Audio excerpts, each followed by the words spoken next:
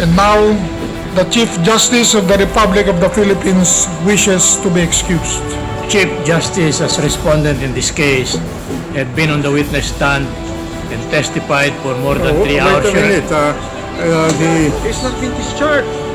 No, here I'm not discharging him. I'm making a manifestation. I ordered all the doors closed. The media is now on the chase, searching for every corner of the Senate's basement area. Marami sa akin pumupo na sapagkat pinabayaan ko na magsalita ng napakahaba. Huwag naman kaming babastusin. Kaya lang, nung tumayo nga siya, nagtaka ako, nakaupo ako. Medyo na-bother ako nung nagsalita na si Senate President. Sabi niya, ipapasara mga pinto ito. Nakita ko yung galit na niya. Sabi ko, ano ba nangyari? So, tumayo na ako. Kami naman, talaga nagtaka rin kami. Sabi namin, bakit nga? Tapos ako mas nag-worry, hindi dahil sa, alam ko kasi, as a lawyer, sabi ko, baka naman kung napalabas lang yan, at the back of my head, o lumabas, may dahilan, lagi ko naisip may dahilan. Kaya lang nakita ko na, sabi ko, wala ito. Ito na pauugungin, kasi pag nakita ko na yung kabilang gallery, walk out, yun na nakita ko. Sabi ko, ito na yun. Ito na yung storya bukas sa dyaryo. Hinahanap ko kung saan doon si Chief Justice. Tapos sabi ko, nakita ko na siya nakaupo sa monoblock. Nung inabutan ko siya kasi nilalak na ng security ng Senado eh. Sabi ko sa kanya, pinapasok ako dahil kilala ko. Sabi ko, ano po bang nangyari, CJ? Sabi niya, nagdidilim na kasi yung ano ko eh. Yung paningin ko tapos naduduwal na ako. Ayoko naman ito mangyari sa harap ng publiko. Sabi niya, meron pa nga akong 2 pahina niyan. Hindi ko na natapos. Tinalunan ko na lang yun. Worried sila for him eh. Kasi sabi, naku, yung diabetes niyan, bumabaksak na yung ano niyan. Baka nadidisorient na yan. Naku, baka mababalik pa ba? Nakakatakot naman eh. Ayun, takot na sila eh. Siyempre, isipin mo, padre de pamilya. 5 buwan na walang patid, araw-araw na nasa dyaryo ka. Hindi naman siguro doon sa araw-araw na ginawa na ng Diyos na yun. Siguro, 95% negatibo laban sa'yo. Siguro, ma-worry ka na kung ikaw ang pamilya na biglang mayroong medical alert, di ba? May medical concern. Baka, ang worry mo siguro siya, baka atakin sa puso yan. Baka ma-stroke yan. O baka bumaksak ang sugar niyan. Di ba? Ayun naman haka-haka ko lang, no? Pero di ba, ikaw, kung concerned ka sa ama mo, concerned ka, let's say, may asawa ka, yun kagad ang iisipin mo. Yung ibang bagay, sasantabi mo nga di ba? Basta lang wag na madagdagan ng stress pa niya. Up to this time and up to this very moment, hindi siya nag-walk out. Yun ang sabi niya. Yan ang talagang sinabi niya sa akin. But of course, hindi lang ng tao maniniwala doon. Kasi they will have their own explanation eh. They will have their own story kung ano yung interpretasyon nila sa nangyari. Well, concerned kami. In fact, I had to tell him nung nasa clinic siya kay Chief Justice because ako yung nagsabi sa kanya na he has to return eh. Kasi sabi ni Justice Cuevas, Tangkil, kausapin mo. Kasi ako nga yun nandun sa clinic eh, na kailangan bumalik, baka mapasama tayo. Sabi ko sa kanya, sinabi ko, CJ, baka ka makontempt, tas pati kami makukontempt din. Sabi ko, tapos agaran naman niya, kahit na nga nangihina siya, agaran, sabi niya, sige, balik mo ako. Gano'n na yun. Sige, ibalik mo ako. Kaya kung makikita mo, di ba, nakaupo na siya sa wheelchair, tapos yung yung kanyang kurbata, nakalaylay na, no? Yun. Sinabi niya, sige, balik mo ako. Hindi naman ko dinesisyonan yun eh. Sinabi ko, ibabalik ka ba namin? Sabi, sige, balik mo ako. Yun. Kasi siguro inisip niya hindi lamang yung sarili niya, kundi mga abogado niya. The following day, nag-meeting na kami doon. Sa Medical City na kami nagmi-meeting noon. So, wala. There's really nothing. It's just an exchange. Nasa kama nga siya, mini-meeting namin eh.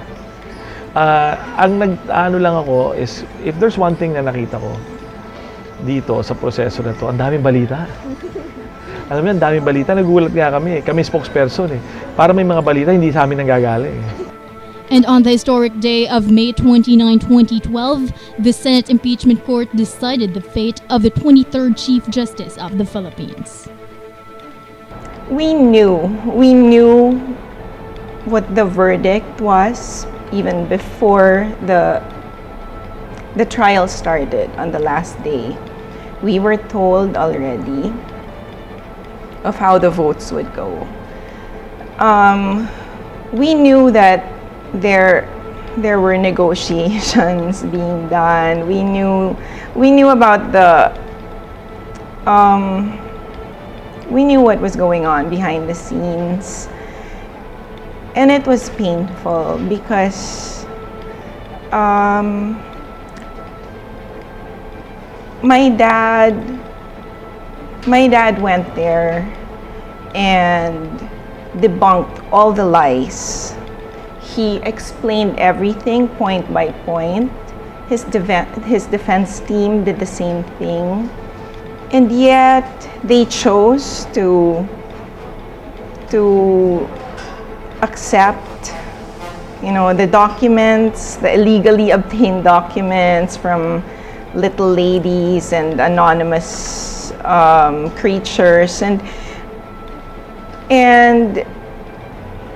it was just very, very painful to see that weighed more heavily than the truth. I mean, they kept telling him to explain for 5 months. They kept saying, explain, explain, come here, take the witness stand. First, the defense team laid it out, explained everything,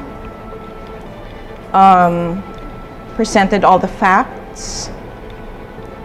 And then, of course, the culmination was a testimony of my dad, which explained, I mean, anyone who listened to what he said would know that, this is the truth, and all that they've hurled for the past 5 months were already explained and debunked. So, and yet they convicted him. So it didn't make sense. It really didn't make sense at all. I was hoping against hope na hoping against hope na syempre hangga't hindi nilalabas ang verdict, meron pa. Of course, ang daming kwento na may ganitong boto, na may ganyan, may mga nagbibilang. Ako kasi hindi ako nagbibilang I don't count. I just rely on the merits of the case. Kaya lang hindi mo maiwasan nang lumalapit na may mga maririnig ka na. Actually, na-interview pa ako bago yung verdict ng 2:00, di ba? Na-interview, alam mo naman, bago magsimula, in-interview kami ng halos lahat ng yan Pero medyo hindi na ako mapalagay noon. Bakit? Ang gaganda ng mga damit nilang barong Tsaka parang nagpa-parlor sila Sabi ko, siyempre, human nature Siguro alam nila. Bakit ayos na ayos sila? Ayos na ayos sila Ako human sabi ko, hindi wala. Pero may isa pa nga biniro, ganda naman ng barong mo. Sabi ko, alam mo, biro lang. Pero, siyempre, tao lamang. Gusto mo na manalo. Kami gusto namin manalo. Gusto namin na makita yung outcome ng pinaghirapan namin. Pero siyempre, natural lang, hindi mo rin maalis sa amin bilang tao na, uy, ba't bis na sila? Guilty. Guilty. Guilty. Guilty. To convict. Guilty. Guilty. Guilty. To convict. Guilty. Dahil sa po ay nagkasala. Guilty. Guilty. Guilty. Ang guilty ng Impeachment is a political process, not a political assassination. I cannot imagine removing a Chief Justice on account of a sudden. I vote to acquit. If your client cannot explain, I cannot abstain. If you did not disclose, we have to depose. And if you are not fit, you cannot sit. Guilty. I am insulted by the way your minds run. Why would a suspected criminal leave his calling cards at the scene of the crime? Kung noon pa, gusto pala niyang itago ang kayamanan niya, bakit na ilagay sa pangalan niya? Would you be very surprised if I say that I vote not guilty? The Lady Justice wears a blindfold for a reason. She is to render judgment based on law and evidence without regard to the circumstances and personalities of the parties involved, however controversial they may be. She is to dispense justice without fear or favor. I vote to acquit. The reason why the trial simmered in the Senate is because the articles were served half-cooked instead of well done. Guilty. The culmination of this national drama is at hand.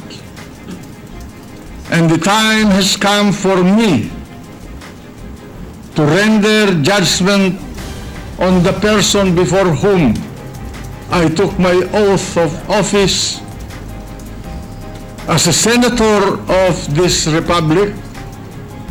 I vote to hold the Chief Justice of the Supreme Court, Renato C. Corona, guilty as charged under Article Roman. I'll be honest with you, nagdasal din naman ako kay Lord na ako'y bigyan ng acquittal, no? Pero hindi niya ako pinagbigyan doon. Humanly speaking, sino bang matutuwa nun na natalo ka doon, ano? Pero kung meron akong kaunting ray of hope, or hindi ray of hope, parang sinag o liwanag na nakikita doon sa nangyari.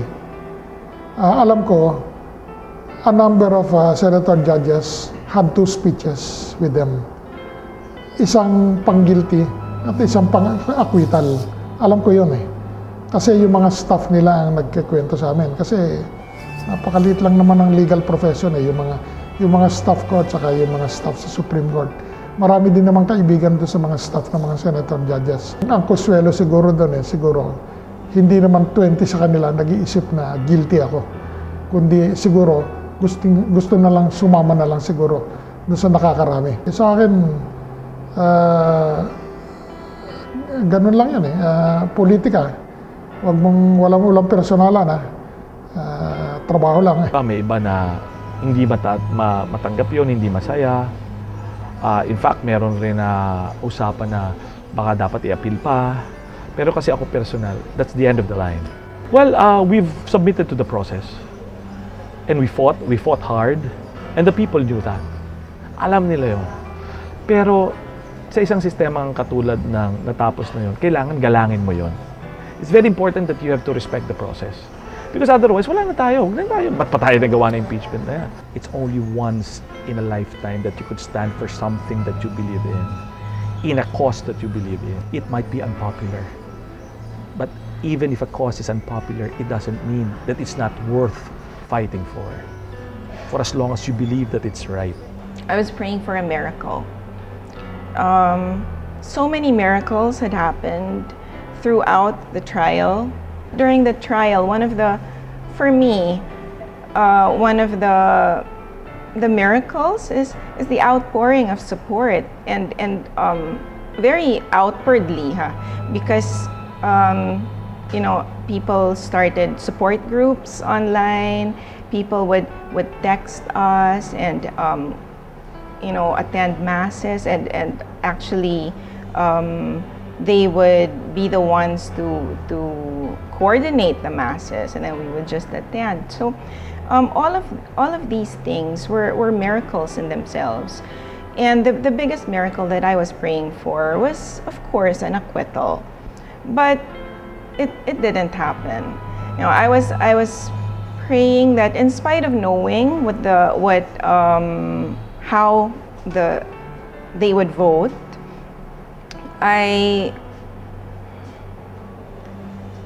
in spite of knowing that, I was praying to the Lord to enlighten them and to guide them and to let them follow their conscience.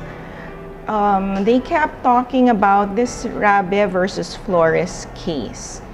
They kept using it as basis for their conviction. But if you actually study the case, you will know that it's not appropriate.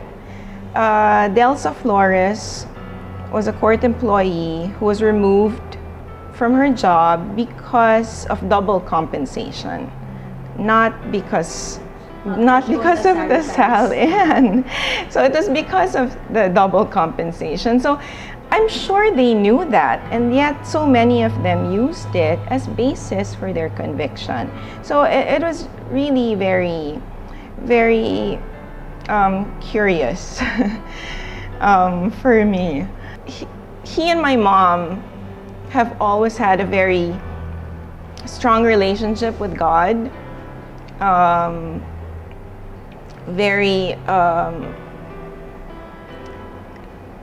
Their faith is very strong, and I think that's what's kept them and us, because I found my strength in them.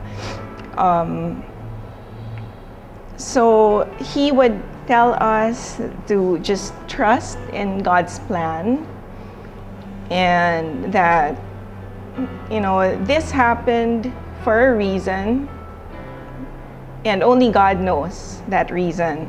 So whenever I feel angry or hurt all over again, I hold on to those words, because it's true. It's just hard to accept. I remember a comment, and I will never forget this for the rest of my life. One of them said, "Ngayon lang kami na nagmahal ng Chief Justice. Kinuha pa sa amin." So, I could feel the genuine sadness, the genuine affection they have for my dad. So I guess seeing those things, and maybe that's God's way of telling me that things are all right.